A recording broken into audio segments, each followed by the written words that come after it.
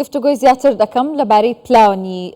پلانی فراوانکردنی گەشتەکانی فڕۆکەخانەی نێودەوڵەتی هەولێر بەڕێز ئەحمەد هۆشیار بەڕێوەبەری فڕۆکەخانەی نێودەوڵەتی هەولێر لە ستۆدیۆ لەگەڵ من ئامادەیە. کاک ئەحمەد زۆر بەخێر بێی.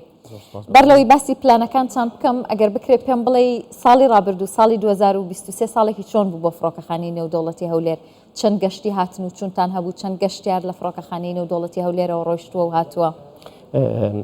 خۆشبەختانە فڕۆکەخانەی نێودەوڵەتی هەولێر ساڵی 2023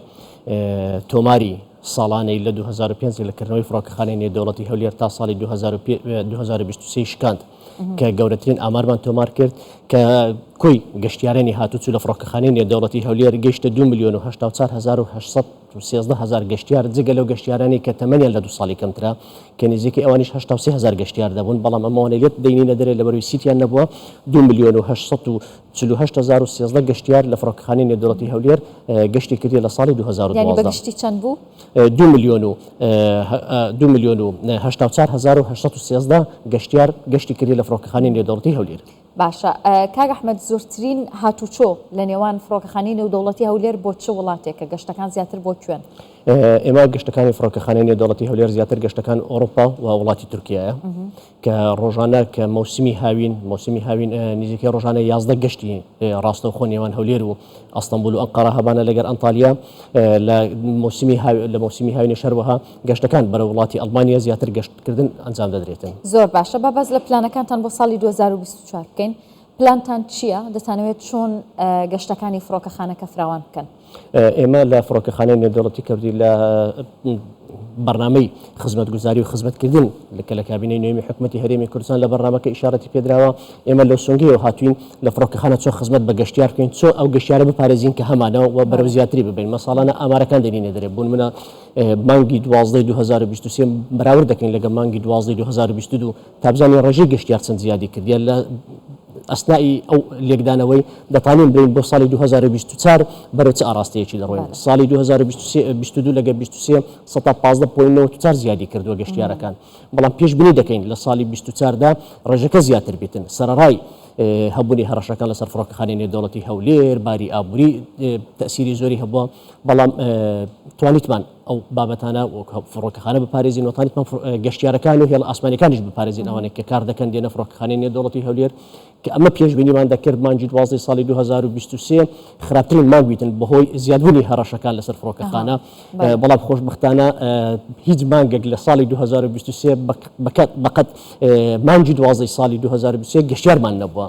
ئەوە دەلالەتێکی زۆر ئەو بکە سەقامگیری و ئەمنیەت و ئاسایشی هەرێمی کوردستان و فڕۆکەخانە لە ئاستێکی باشدایە. زۆر باشە. کاک ئەحمەد گوتت کە لە ساڵی 2023 بەراورد بە ساڵی 2022 15 زیاتریش ینی ڕێژەی هاتنی گەشتیاریان زیادی کردووە. چاوەڕێ دەکەن بۆ 2024 و ڕێژەی چاوەڕێ دەکەین ئێمە لە ساڵی 2024 با بڕیار بوو 29/12 هێلی ئاسمانی ئەزەربێجان دەست پێ بکاتن ڕاستەوخۆ لەگەر هەولێر کە یەکەم جارە ئەو هێڵە ئاسمانی داخلی ئەجوای عێراقی بیتن، بەڵام بەهۆی کێشە دروستبوون لە وەرگرتنی ویزەی گەشتیاران دوای خراپ بۆ مانگی یەک و ئەم ساڵەکەش هێڵی ئاسمانی ئیماراتس ئێرلاین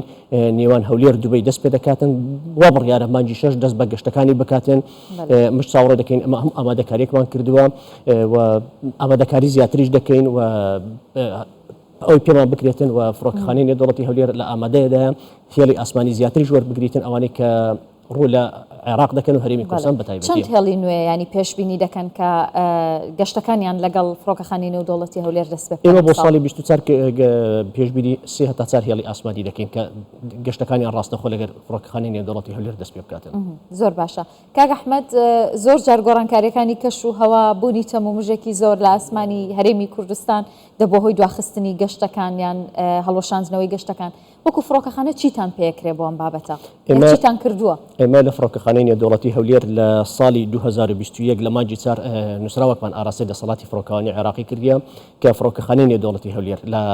ئامادەدایە کە کاتەگۆری مەدرەجی فڕۆکەخانە بگۆڕیتن. بۆن من هەر فڕۆکەخانە کە مەدرەجەکەی کاتەگۆری لۆدانە درێتن، کاتەگۆریەکان کات 1 و 2 3 پێدەگوترێتن، 3 تەقسیمی 3 بەشی دەبێتن. فڕۆکەخانەی نێودەوڵەتی هەولێر لە کاتی ساڵی 2008 کە دەست بە دروستکردنی کرایە لەلایەک لە مەدرەجەکەی حسابی کات 2 کرایە کە مەودای بینین لە فڕۆکەخانە ئێستا لە 800 دەبی ڕابگریێتو، بەڵام کە دەکرێتە کات 2 لە مەودای 400 350 تا 400 دادەخرێتن. لە ساڵی 2021 نووسراوان ئاراسی دەسەڵاتی فڕۆکەخانەی عێراقی کرد و ئامادەیمان پێشاندا کە دەمانوێت ئەو سیستەمان نوێ لە فڕۆکەخانە دابنین تا گەشتیار دوانەکەوتن گەشتەکان دوانەکەن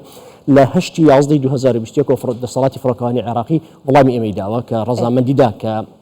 هاتن کەشفەشیان کرد دوای پشکنینەکە بڕیاریان دەکە ڕەزابەندی بوون بەڵام ئەو مادەی ئەو سیستەمێک کە پێویستیمان پێی هەبوو کە دای بنین سیستەمەکە دواکەوت گرێبەستمان لەگەر کۆمپانیای بەلجیکی ئەنجامدا بەڵام دوای ساڵێک و 8 مانجی ئەو موادە گەیشتە ڕۆژی پێنجشەمی ڕابردوو موادەکە گەیشتە دەستی ماویستا تیمەکانی فڕۆکەخانە کار دەکەن لە بۆ دانانی سیستەم کە پێشبینی دەکەین لە بۆ نهایەتی ئەو مانگەیدا ئێمە بتوانین مۆدای بینین بگاتە 350 400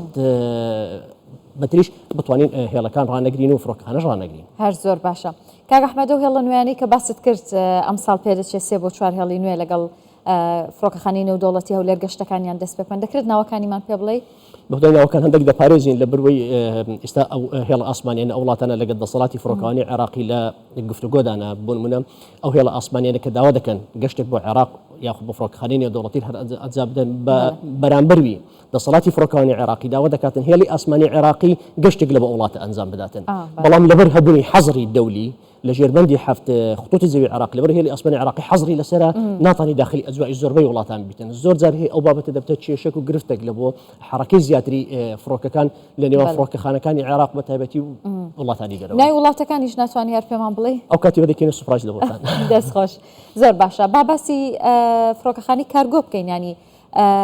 گەشتەکانی هاتن و چوونی کارگۆ چۆنە جموجۆڵی کارگۆ چۆنە لە فڕۆکەخانەی نێودەوڵەتی هەولێر ئێمە خۆشبختانە بەپەی ئامارەکانی دەسەڵاتی فڕۆکەخانی عێراقی کە مانجی 3 بە شێوەیەکی فەرمی ڕادەگەیەندرێ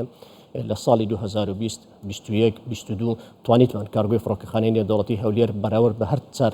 کارگۆیەکەی لە فڕۆکەخانەکانی عێراق هەیە یەکەم بین لەسەر ئاستی عێراق ئەم ساڵەکە بە ڕێژەیە گەیشتینە مانگانە نزیکەی بە شێوەیەکی معدل 2100 تن کارگۆ لە فڕۆکەخانەی نێودەوڵەتی هەولێر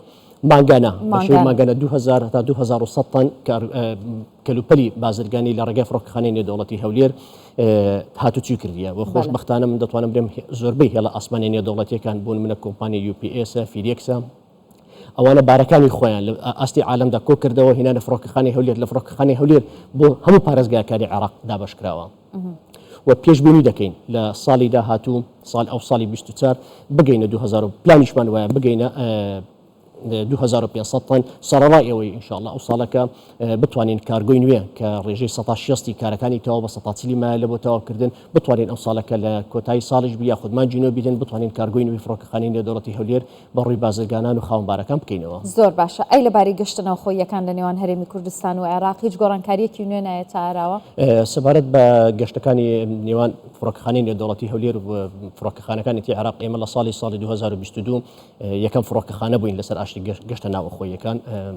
داواکاری زۆر هەیە لەسەر گەشتی ناوەخۆ نێوان هەولێر و بەغدا کە ڕۆژانە مابین 3 تا 4 تیارە هەیە حرەکە دەکاتن نێوان هەولێر و بەغدا بەڵام داواکاری زیاتریشی لەسەر هەیە یعنی پێشبینی دەکەین مەگە بکرێتە 6-7 حرەکەش گەشتیار وجودی دەبێتن زۆر جار هەیە ئامارەکان داوا دەکەین لە برادرانی نیشنگە و پاسپۆرت ئەو گەشتیارانە چێنە هاتوچوو دەکەن حرەکەیان کردیان ئێمە تەماشامان کردووە ڕێژەیەکی زۆری گەشتیاری وسط و جنوبی عێراق بە مەبەستی گەشتکردن سەردانی زیاتر لە بەغداوە دنیای لە شارەکانی تر لە پارێزگاکانی بەغدا و بەسڵامان زۆرە بەتایبەتی بەغدا حسەی ئەسەدی هەیە زۆر باشە ئەی لەبارەی داهاتی فڕۆکەخانەی نێودەوڵەتی هەولێرەوە ساڵی 2023 داهاتی فڕۆکەخانە چەند بوو ئەوە ئێستا تیمەکانی بەڕێوەبەری ژمێریاری فڕۆکەخانە و لەگەڵ چاودێری دارایی و وزارەتی دارایی ینی چاوەڕێمە راپۆرتی نهایی داهاتی فڕۆکەخانە بگەدەست بگاتن زۆر باشە ئەگەر باس لەوە بکەین لە دوای حەساری تورکیا بۆ سەر فڕۆکەخانەی نێودەوڵەتی سلێمانی گەشتەکان چەند زیادیان کردووە لە فڕۆکەخانەی هەولێرەوە ئەوە تا چەند کاریگەری هەبووە لەسەر سەبارەت بە داخستنی ئاسمانی تورکیا وڵاتی تورکیا بەرامبەر فڕۆکەخانەی نێودەوڵەتی سلێمانی کە بەداخەوە ئەو فڕۆکەخانەی سلێمانی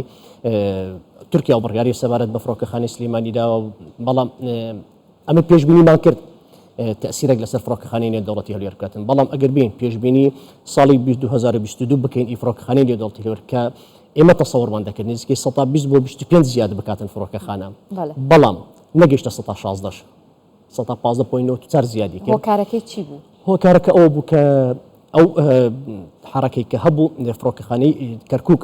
زیاتر استیفادەی کرد لە فڕۆکەخانەی سلێمانی کە بەرامبەر تورکیا داخرا فڕۆکەخانەی کەرکووک استیفادەی کردووە زۆربەی ئەو هێڵە ئاسمانیانی کە بە وڵاتی ئەوروپا حرەکەیان دەکرد لە ڕێگە هێڵی ئاسمانی فلای دوبەی و قەتەر و ڕۆیال جۆردن حرەکەیان کرد لە وڵاتی ئەوروپا. زۆر باشە لەباری گەشتیارانەوە چ پلانێکتان هەیە بۆ کارەسانیکردن بۆ گەشتیاران لەنێو فڕۆکەخانەکان هیچ پلانێکەیە بۆ ساڵی 2024 ئێمە سەبارەت بە پلان بۆ گەشتیاران من لێرە ڕای دەگەنم گەشتیارێکی زۆر گلەی لە ئێمە دەکاتن سەبارەت بە وەرگرتنەوەی جانتایەکانیان کە لە فڕۆکەخانەی نێودەوڵەتی هەولێر تووشی ئەو ڕەخنەی دەبین و ڕۆژانە ئێمە فڕۆکەخانەی نێودەوڵەتی هەولێر لەسەر ئەساسی کە دامەزراوە دروست کراوە حسابی 700,000 گەشتیاری لە ساڵێکی بۆ کراوە بەڵام تازە باسی ئامارەکەی دەکەم 2 میلیۆن گەشتیارمان تێپەڕاندوە ئێمە لە ساڵی پارە و ساڵی 2023ەوە لەمان جێگرێ بەستمان لەگەر کۆمپانیاکی نێودەوڵەتی ئەنجامدا سەبارەت بە فراوانبوونی تێرمیناڵی فڕۆکەخانە و هەنگاوێکی زۆر باش چوویتە پێشێ و لە نەخشەی کۆتاییەکانین لەبەر کاتێکی زۆریشی ویست نەخشەکە کە دادەندرێتن لەبەرەوەی ناتوانانی تۆ فڕۆکەخانە ڕابگری و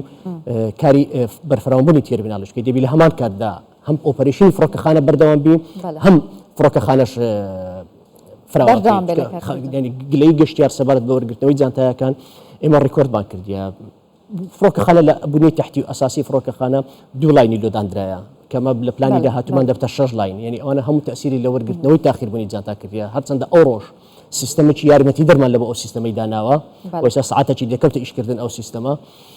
محاولە دەکەین بە زووترین کات گەشتیارەکان بەڵام من لێرە دڵنیا خەڵکی دەکەمەوە ئەو جانتایی کە خەڵک وەری دەگرتەوە لە فڕۆکەخانەی نێودەوڵەتی هەولێر وەکو گشت فڕۆکەخانەکانی جیهان بە هەمان سیستەم وەردەگرتەوە هیچ جیاوازیەک نییە. سپاس بەڕێز ئەحمەد هۆشیار بەڕێوەبەری فڕۆکەخانەی نێودەوڵەتی هەولێر زۆر سپاس بۆ ئامادەبوونت لەگەڵمان. زۆر سپاس بۆ یۆش. خێر بێ.